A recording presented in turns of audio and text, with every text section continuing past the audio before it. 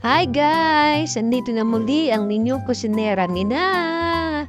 Walang sawa at walang humpay na pagluluto dito sa aking channel. Kaya ngayong araw naman ay magluluto tayo ng minanok. Itong minanok ay aming uulamin ngayong tanghalian kaya simulan na natin ang pagluluto.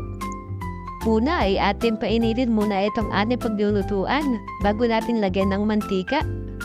Habang pinapainit ko nga ito guys, ay gusto ko lang magpasalamat sa mga sumusuporta sa aking channel sa pag-subscribe at pag-share ng aking channel. Salamat po. Dito po ay aking hinihintay na uminit ang aking kaldero upang lagyan natin ng mantika. O nga pala guys, sa mga hindi pa nakaka-subscribe dyan, please naman, pa-subscribe naman po para marami pa ako ma-inspire at ma-share sa inyo na pagluluto na aking nalalaman. Dito nga, nilagay ko na ang aking bawang. Hintayin lang natin yan, maluto. Tapos sundan tong sibuyas. Sundan nyo lang ako guys, para matikman nyo yung aking minanok. Itong minanok na to guys, hindi paninda, kundi lutong bahay lang. Lutong bahay na aming uulamin ngayon tanghalian. Kaya simulan na natin to guys ha. Sundan nyo lang ako guys. So yan, okay na yan, yung ating bawang at sibuyas. Yan, naluwaluin nyo lang muna guys. So after yan guys, sunod na natin tong ating pangatlong rekadong ilalagay. Yan, luya. Luya guys, ang ating pangatlong rekado dito sa ating kaldero. Guys, maraming salamat pala talaga ha. Sana mas lumago at lumawak pa ang ating channel at mas lumayo pa ang mga nanonood sa atin, mabaabot ng ibang bansa. Ito guys, ilagay na natin itong ating baboy. Kalahating kilo lang yan.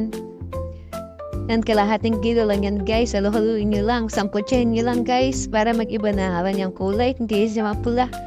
Pagtapos yan guys, lagyan natin ng asin. Para may konting pampalasa, mamaya na natin dagdagan kapag daw kulangan ba tayo sa lasa.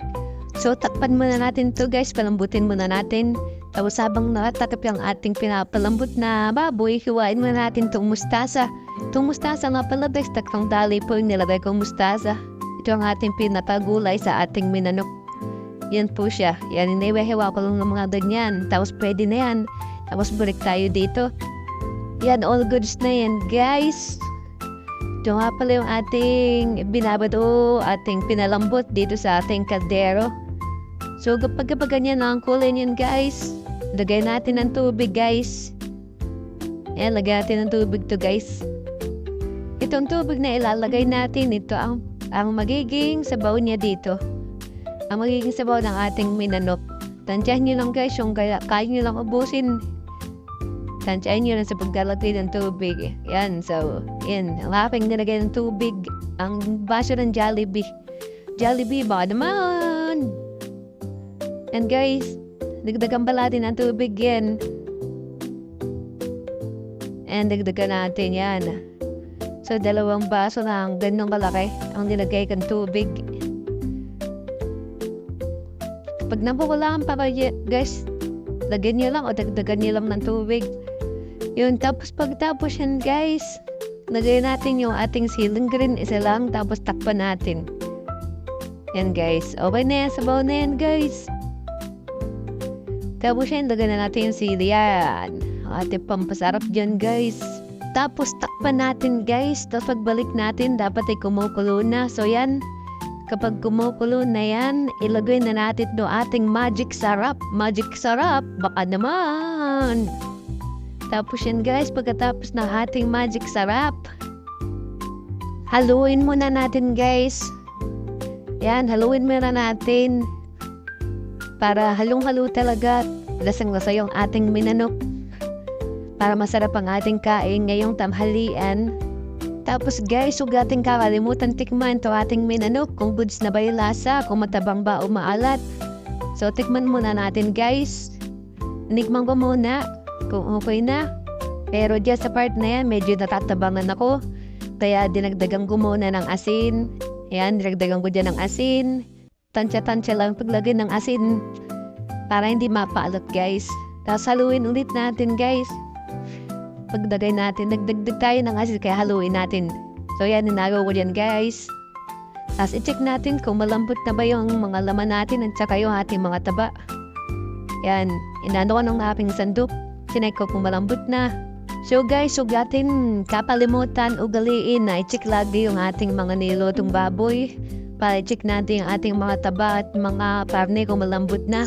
So yan, dyan maya-maya ko siya chinecheck kung malambot na ba siya. At kung pwede na ba siyang lagyan ng gulay. Kasi bago ko ilagay ang gulay guys, gusto ko siguraduhin na malambot na yung aking taba at karne. Pansin nyo naman siguro guys na maya-maya ko i-check kung malambot na yung aking taba. Kasi ayoko nung makunat kapag kinakain. So dyan, kapag okay na, nilagay ko na dyan yung aking mustasa, ang ating pinakagulay ng ating minanok. So guys, kapag hindi pa kayo nakakatikim nito, try nyo to guys lutuin kapag wala kayong maisip na ulam. The best to guys, mga niluluto ko dito ay talagang subok na namin dito sa bahay. Kaya pag di nyo pa natitikman to klaseng minanok na to, try nyo guys. Solid to guys. So yan, lubog-dubog muna natin yan para lumambot at maluto yung ating mustasa.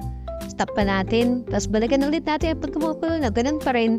Kapag kumukulo na guys, yun, okay, haluin muna natin para mapailalim yung ibang gulay. Yun, parang halong-halo guys at tasang-lasa talaga yung ating minanok. Sarap ito guys, talagang gaganaan ka kumain guys. So kapag alam nyo nang luto yung gulay guys, okay na yan, goods na yan, pwede na nihain sa ating hapagkainan at pwede na tayong kumain. All goods na yan guys, gusto ko lamang pasalamat ulit sa mga pananood nyo. Huwag yung kalimutan mag-subscribe, like, share.